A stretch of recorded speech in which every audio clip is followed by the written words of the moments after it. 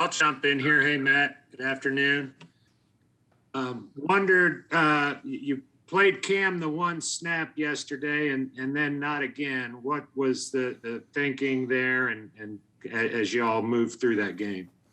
Yeah, we had different plays. We thought, especially down in the red zone, that Cam was up for. That was a play. Really, we're half a block away from that being a touchdown. Luckily, we scored on the next play. I mean, so we just had some things to take advantage of. Cam's skill set.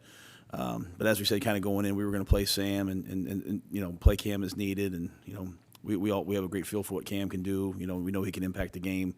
Had a chance to impact the game on that play, just unfortunately missed that block, or didn't quite hold the block, and only able to get 5 yards. Let's go to David Newton, followed by Chris Jenkins. Hey, man, I wanted to ask you, what's been your impressions of Brady Christensen at left tackle for the last couple of games? How's he performed compared to what your expectations were? I thought this game he took a big step from the previous game. I thought the previous game he played well and had about 5 snaps that weren't great. I think you saw him. I mean, going there to the Superdome, they had a packed house, as you know. The crowd was loud, crowd noise. I thought he performed well. He still has to work on some of his anchor. In terms of, when guys go to power rush, Davenport and those guys are really good. But I thought he was good in the run game. He was solid in the protection game. It was a good step.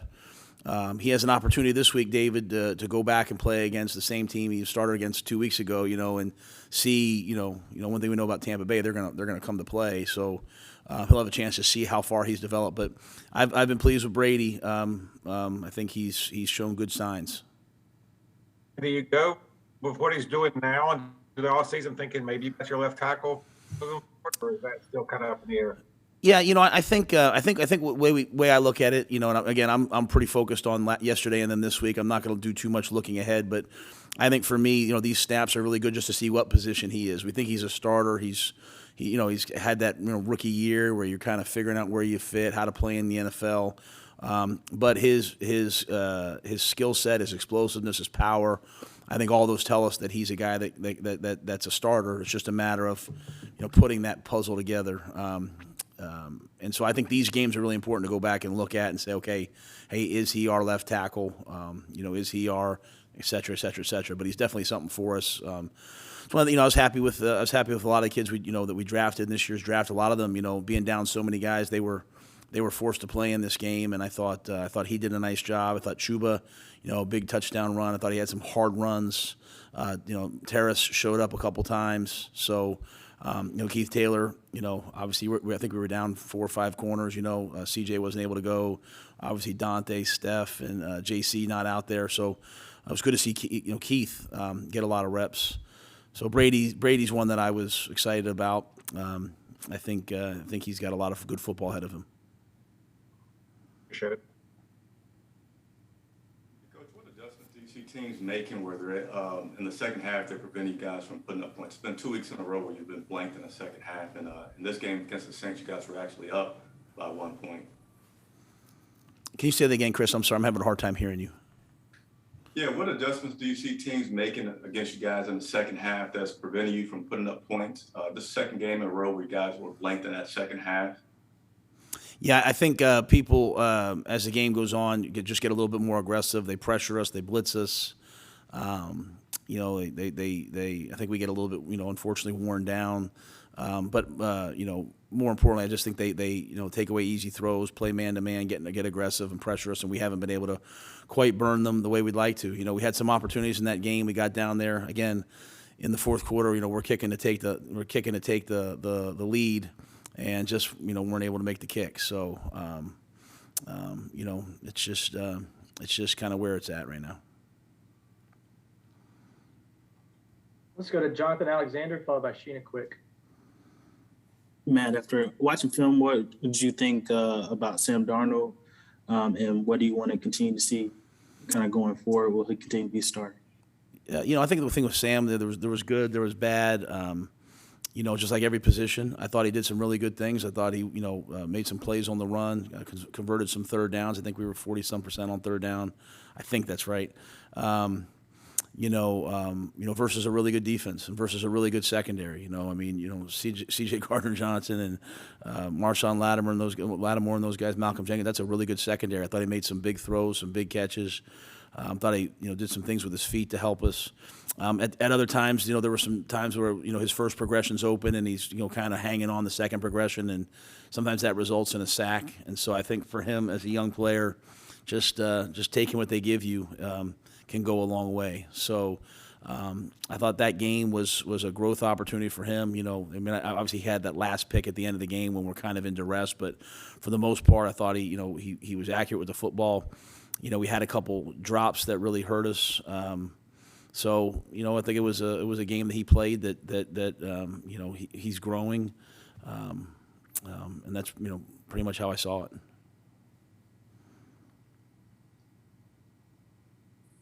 Good afternoon, Coach. I actually have two questions. The first, to piggyback off of Chris Jenkins' question, as far as the adjustments that you guys are seeing teams make in the second half. Those first two drives for you guys, you moved the ball well, scored on both of those possessions. What are some of the areas of opportunity that you feel will be available against the Bucs that may not have been there last week?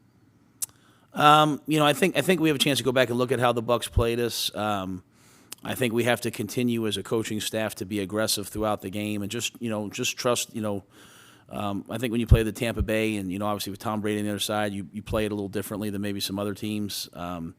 We went into this game feeling like our defense would play well, that they would hold them. I think they held them to 12 points through three quarters. So wanting to keep the game close. Not do anything to hurt the defense. Unfortunately, we set up we had the one sack fumble that resulted in points for them. And I think when you play Tampa Bay, it's different. You have to be more aggressive. You have to push the ball more. You have to do some things, knowing that they still have just as good of a defense. They have just as good of a front. So, the battle this week will come down to how we play up front, as it will every week. We'll have to play really well on our offensive front. I will say this, watching the tape last night and then again this morning, I thought it was by far the best game our defensive front has played. I thought Derek Brown was fantastic. Second play of the game, he runs down Kamara on the screen, or I shouldn't say runs him down, but he makes a tackle, 30 yards down the field. Gets a sack, dominant at the point of attack. Daquan Jones, Morgan Fox, I thought played one of his best games. Yetur Gross-Matos, I thought was excellent. And then really I thought Frankie Louvu was a difference maker. I don't know for you guys watching it if you jumped off the tape, but watching the coach's film, I thought Frankie jumped off the tape. So, to go back to your question, I think that, we have to be willing to be aggressive against Tampa Bay, knowing that they have a great offense. They score points pretty much on everyone, with Tom Brady and their offensive line and skill players. So I think that can only come if we play really good on our offensive line, our offensive front, both running the football and protecting the quarterback. And my second question was a follow-up regarding the offensive line. Guard John Miller yesterday said that it's the NFL, sacks are going to come. That's 14 sacks that the offensive line has given up over the last two games. What is, I guess, the approach or mentality to kind of get rid of that c'est la vie attitude with, it happens. What's the conversation like in that offensive line room right now? That's the first I heard John say that. I can tell you this. John Miller goes out there every week, beat up and banged up and fights like crazy to get back out there. We have one sack on a naked where instead of throwing it away, Sam just runs out of bounds. We have two, I think Joe asked me about yesterday, that were off of, the back or the tight end and back. So it's not always just the offensive line, but I can tell you our offensive line, they don't take it lightly. There's no c'est la vie. They might deflect when they have to talk to the media because this is hard, right? It's hard being in the crosshairs. It's hard, I'm sure, for those guys to be criticized because they put so much into it. They care. They work hard. They try hard. So I don't think there's any. Hey, we don't care. It might come across that way, but it's not that way. Thanks for clearing that up. I know that it can be really, really frustrating, especially after a string of losses, and we're getting these guys when passions are still running high right after the game. So thanks for clearing that up, Coach. Can you turn up? I can't hear what people are saying. I'm sorry. Oh, I'm sorry. Sheena, I'm sorry. Sheena, I'm having a hard time hearing. So say that again. No, that's fine. I said, thanks for clearing that up because, we are getting these guys right after a loss. And of course, there's frustrations. That was their 6th straight. So thanks for clearing that up for those that may have taken the perspective that they're not taking it as seriously. Yeah, Sheen, I would just say, and again, I'm not a moral victory guy, but I would say in a week where COVID and, obviously we're not going to the playoffs and, there's people are I think you guys were asking me, is there dissension in the locker room? If there, you have guys like Shaq Thompson. I mean, Shaq's in his 7th year. Like, he's got what incentive does Shaq have to come back early and play in that game? What incentive does Burns as a Pro Bowler? What incentive does Burns have? You say whatever we want, the offense, that was a team yesterday. I think anyone could see that they played really, really hard and they played as a team and had tremendous energy and they fought. Like the defense, I mean, we couldn't quite punt the ball across the 50. Our punting game, we were kind of backed up. I thought our defense time and time again came out there. I thought offensively those guys battled to the end. I would just want to make sure that, from my perspective, anybody that watched the game would say, well, they really played hard, and a lot of guys laid it on the line.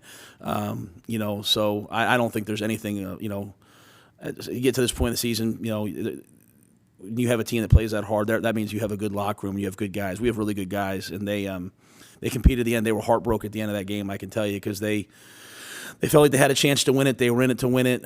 They battled to win it, and at the end, we lost it in the 4th quarter, and we weren't able to get it done. So I think that's the emotion as much as anything. It's just disappointment and frustration. But as I told them, they should feel frustrated. We should never accept losing. But I certainly, for one, appreciated the physicality and the effort. I mean, I see guys limping to the sidelines and then going right back out there. I mean, this is a tough collection of guys. Thanks, Coach. Yes, ma'am. All right, let's go to Scott Fowler, followed by Will Pelagic. Thanks. Matt, the quarterback plan this week, will it be the same? Yeah, I think it'll be the same. I mean, we'll talk about it, in terms of what Cam's role is. But as I sit here right now, I have no reason, no thoughts of changing. Like I said, we've seen Cam, see what he can do, see all the good things that he can do. Chance for us to see where Sam's at. Started one game. Love to see his growth into the next game. See some of the things I talked about, how he'll attack those. But always have both guys ready. And I just wanted to ask you quickly about, you mentioned the drops. You think that's an issue with DJ Moore right now? No, I mean, obviously the one on the sideline, I think DJ's made a lot of big plays for us. I thought the one on the sideline was a big one, was a crucial one. He also makes a lot of really tough contested catches. He catches a lot of slants across the middle. So, obviously DJ be the first to tell you he'd like to eliminate that one. But I just globally overall, I think it's, I'm always trying to push the agenda that it takes everybody on offense to be successful. But DJ's a really, really good player. He's, coming into his own. I think those plays, those crucial, got to have it plays. He made some of them in the game, and, he just has to continue to make more of them. Thank you. Matt, in terms of the offensive line, you've mentioned, we've been talking about them all year. Is it something where you got to go back and reevaluate what you're looking for, or is it a teaching issue? I guess my question is it more nature versus nurture in terms of the struggles at that position? I think first of all, Will, I think anytime you have 11 different lineups, that's not good, right? No matter where you're at with it. I think as we get to the end of this year, I think we'll obviously evaluate everything in the off season. Right now, we're just focused on this week.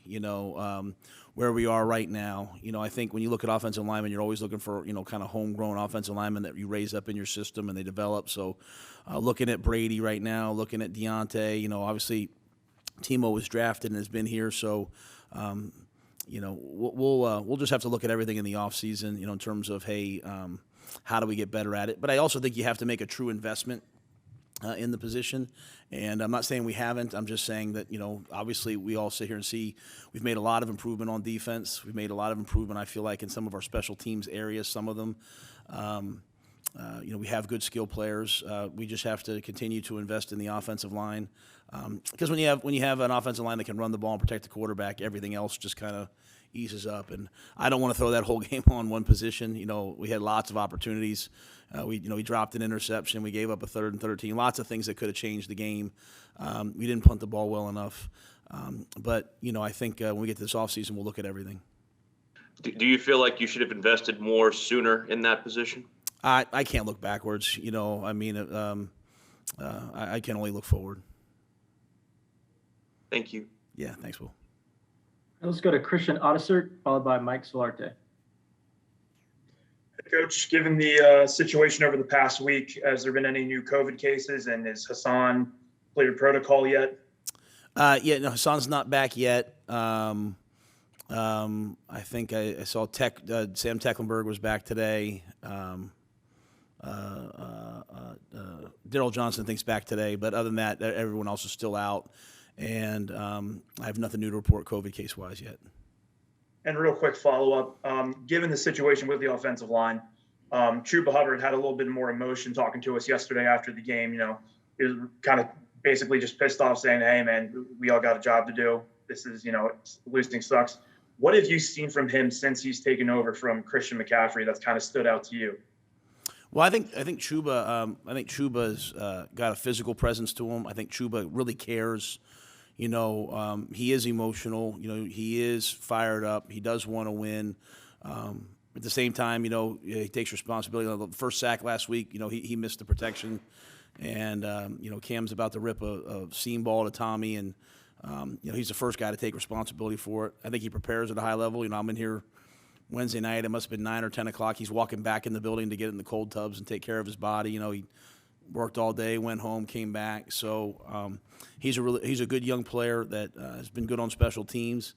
I was glad to see him, Christian, finally, you know, break a run, you know, for a touchdown. You know, I think that's the thing that he's needed, you know, to show that, hey, I can take one the distance. Obviously, it wasn't 70, but it was, you know, from 20, 25 yards where he was able to make the safety miss. So I think he's got a lot of potential. But I do like his, I don't know what he said after the game, so I can't comment on that, but I do like his fire.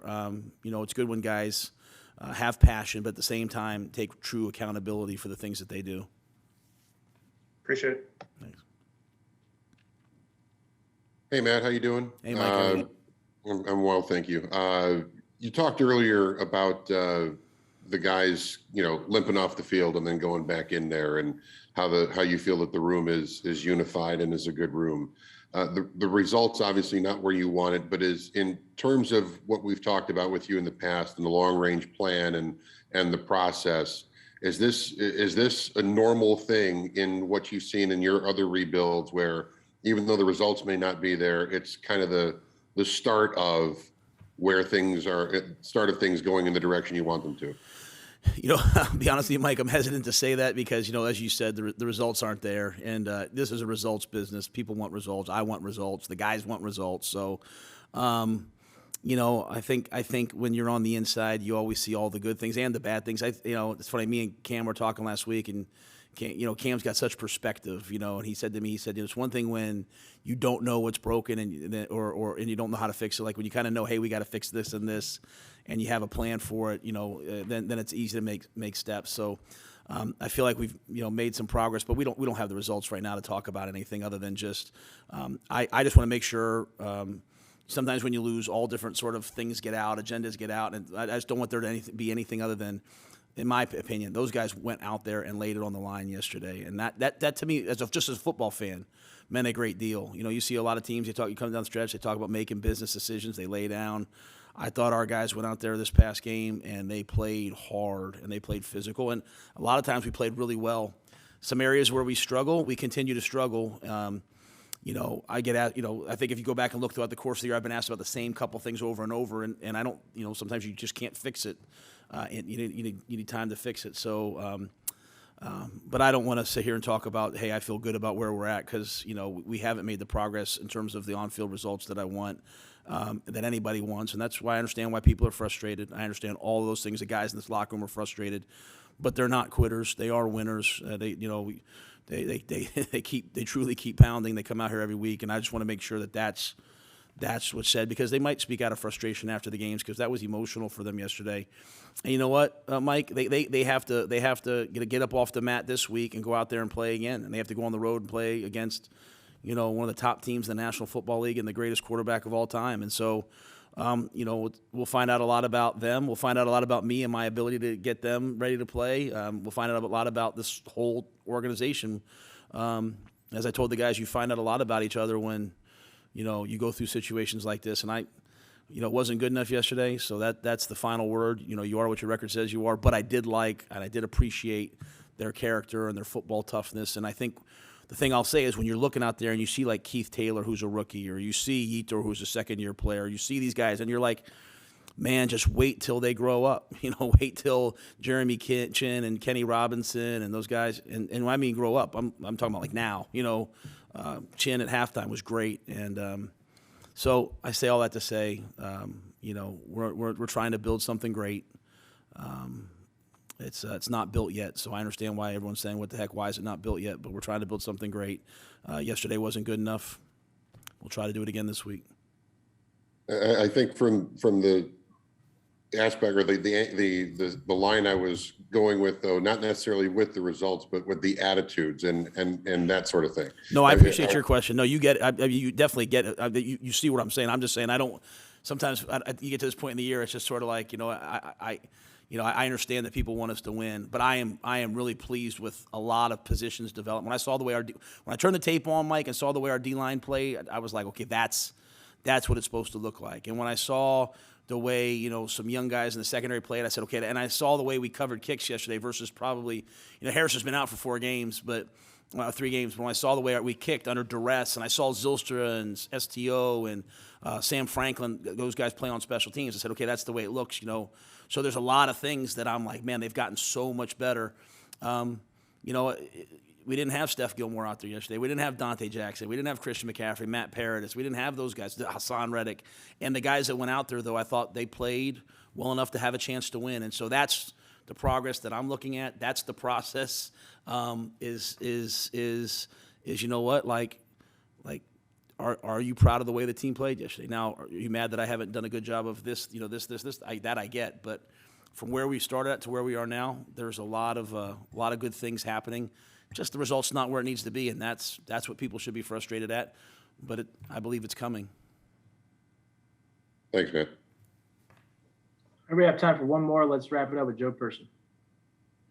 Matt, you mentioned Gilmore. Is there a chance that he plays, or is he done for the year? And then also, you also mentioned Deontay Brown. Any chance we might see him a little more this week? Yeah, I think Deontay's something we have to talk about. You know, just seeing, trying to get him, even in a special teams role or something. You know, Deontay's been practicing well, so you know that's something I'd like to talk about with Pat. And that's not taking away to anyone else. Just, you know, as you know, it's the time to see some, you know, a guy like that. And then Stephon, I just haven't talked to Stephon. You know, I texted with Stephon the night before the game. You know, I think when a guy of his stature and age and experience says, "Hey, just give me a chance to see if I can play in that game," especially, you know, there's really been no reason to put him on IR because of all the COVID cases and spots. So we'll see this week. I think, you know, by Thursday we'll know if he hasn't practiced Wednesday or Thursday, he's probably out. But I'm kind of taking his lead because, you know, there's no one. I was just say this: he's such a good person for young players to learn from. You know, we played the Falcons in Atlanta. We beat them. We come back. He's right in the building. He's taking care of his body while everyone else is home. I've told that story before. You know, we had a walk through the Sunday before the Tampa game. And, you know, he asked, "Hey, can I skip it? I get in the building at 8 o'clock in the morning and I start my process for a 1 o'clock game." You know, a lot of young players want to go home and, you know, get dressed up and show up and, you know, all the stuff that comes with the game. And you got Stephon Gilmore, NFL, you know, Defensive Player of the Year, and he's here at 8 o'clock in the morning preparing. So when he says to me, like, "Hey, give me a shot," you know, we'll see. So I don't have an answer for you, Joe, other than I'm sure if he can go, he will try to go because he's a competitor.